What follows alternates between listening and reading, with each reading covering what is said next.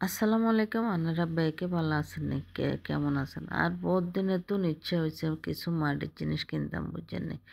তো আজ যে চলি আইছি যে মাংস কিনে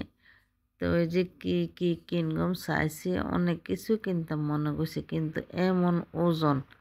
তো কিনে আরও কিছু জিনিস থুই চলি আইছি আল্লাহ বাসাইলে হরে কিনগম আরে তা আজ যে এত সুন্দর সুন্দর জিনিস যদিও মাটির হয় আসলে দেখতে অনেক ভালো লাগে কেমন জানি মনে হয় যে নিজের মতো যে আমরাও তো মাটির তৈরি তো এই যে সান্না কি সুন্দর সুন্দর জিনিস ওগুলো করে হাজার রাখছে আর যাই মনে করছে যে কত কিছু কিনি তো এই যে মাটির ঢাকনা লইছি খোলা লইছি বাসন লইছি এটা হয়েছে মালসা মাছ ধুইতাম বুঝছেন মাছ ধোয়ালে এগুন আর এই যে খোলা লইছি দুগা উগা উড়ে রাখছি আর উগা ইকারে তাঁতাই লইছি শীতল এটা বানাইতাম আর এন্দি সান্না এই যে প্লেটিয়ান লইছি বাড়ি এগুন লইছি